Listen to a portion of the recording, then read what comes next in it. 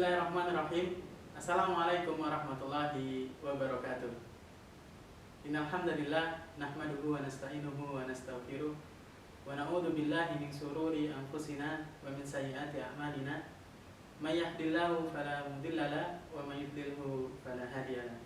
Asyhadu an la ilaha illallah wahdahu la syarika lahu wa asyhadu anna Muhammadan abduhu wa rasuluhu la nabiyya ba'da. Qala Allah Ta'ala fi kitabihil karim, a'udzu billahi minasyaitonir rajim. Bismillahirrahmanirrahim. Ya ayyuhalladzina amanu kutiba 'alaikumus shiyam kama kutiba 'alal ladzina min qablikum la'allakum tattaqun. Anak-anakku yang berbahagia, syukur alhamdulillah kita panjatkan kehadirat Allah Subhanahu wa taala karena kita masih diberikan nikmat oleh Allah, kita masih dipertemukan oleh Allah dengan bulan suci Ramadan, dan kita masih bisa melaksanakan ibadah di bulan suci Ramadan. Salawat serta salam semoga tetap terlimpahkan kepada tauladan terbaik kita, Nabiullah Muhammad SAW, dan kita semuanya berdoa semoga kita bisa mendapatkan syafaat beliau di hari kiamat nanti. Amin amin ya rabbal alamin. Anak-anakku yang berbahagia, pada sore hari ini izinkan Ustaz untuk membahas satu tema tentang tinjauan Ramadan atau tinjauan puasa dalam sains dan kesehatan. Anak-anakku sekalian, sebagaimana kita ketahui bahwa sebagai seorang muslim kita diwajibkan untuk berpuasa di bulan suci Ramadan selama 1 bulan penuh. Dan banyak sekali kajian di luar sana mengenai apa manfaat dan hikmah daripada kita melaksanakan ibadah puasa di bulan Ramadan. Dan insya Allah pada sore hari ini kita akan membahas setidaknya ada 4 manfaat yang bisa kita dapatkan ketika kita menjalankan ibadah puasa Ramadan.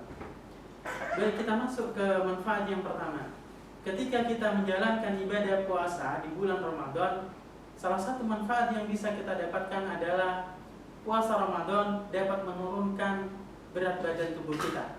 Atau dengan kata lain, puasa Ramadan adalah sarana diet yang paling efektif dan jauh lebih efektif dibandingkan dengan diet-diet yang dilakukan orang-orang pada umumnya. Dan ada satu hal yang menarik, kenapa berpuasa menjadi sarana diet yang paling efektif. Ternyata alasannya bukan karena jumlah makanan yang kita makan saat bulan puasa jauh lebih sedikit dibandingkan dengan makanan yang masuk ketika bulan-bulan di luar bulan Ramadan. Sebuah penelitian mengatakan bahwa ketika orang berpuasa, maka orang tersebut akan memproduksi satu hormon yang dapat meningkatkan metabolisme tubuh, sehingga metabolisme di dalam tubuhnya akan menjadi lebih efektif, dan itu yang membakar lemak-lemak yang menimbun atau yang tertimbun di dalam tubuh kita. Maka jelas bahwa berpuasa beda dengan diet, dan puasa jauh lebih efektif daripada diet-diet yang dilakukan selain daripada puasa. Kemudian yang kedua, anak-anakku yang berbahagia, manfaat yang bisa kita ambil dari puasa adalah kesehatan jantung kita akan lebih meningkat. Kenapa demikian? Karena pada saat berpuasa jumlah kalori yang masuk di dalam tubuh kita jauh lebih sedikit. Dan kita tahu bahwa kalori yang masuk di dalam tubuh kita akan dicerna oleh pencernaan kita dan akan menghasilkan glukosa. Dan glukosa itu ada di dalam darah kita untuk didistribusikan kepada sel-sel di dalam tubuh kita. Ketika glukosa yang ada di dalam tubuh kita berkurang, maka otomatis jalannya aliran darah di dalam tubuh kita akan lebih mudah. Dan itu secara otomatis akan mempermudah kerja jantung kita saat kita berpuasa. Inilah kenapa salah satu manfaat berpuasa adalah meningkatkan kesehatan jantung kita. Kemudian anak-anakku yang berbahagia, manfaat yang ketiga yang kita bisa ambil daripada puasa adalah ternyata berpuasa itu dapat meningkatkan kesehatan otak kita. Sebuah penelitian mengatakan bahwa orang-orang yang berpuasa akan menurun resiko terhadap penyakit degeneratif yang terjadi pada otak. Maka kalau bisa kita bahasakan dengan bahasa sederhana, bisa jadi orang-orang yang berpuasa itu akan lebih pintar daripada orang-orang yang malas berpuasa. Seperti itu.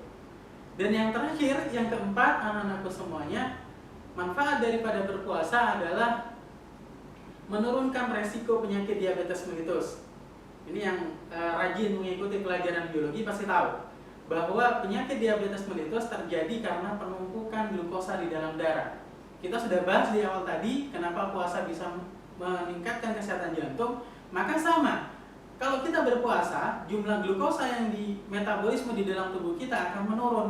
Sehingga apa? Sehingga kerja hormon insulin, kerja pankreas kita yang menghasilkan hormon insulin akan lebih ringan. Sebab glukosa yang akan dirubah menjadi glikogen atau gula otot jauh lebih berkurang saat orang itu dalam keadaan berpuasa. Oleh karenanya, berpuasa itu dapat menurunkan resiko kita untuk terkena diabetes mellitus. Nah, anak-anakku, itulah sedikit dari manfaat berpuasa yang ditinjau dalam sains dan kesehatan.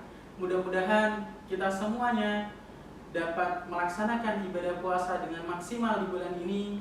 Dan tak lupa kita berdoa kepada Allah, semoga ibadah puasa kita diterima oleh Allah dan kita semuanya nanti digolongkan kepada orang-orang yang masuk ke surganya melalui amal-amal ibadah puasa.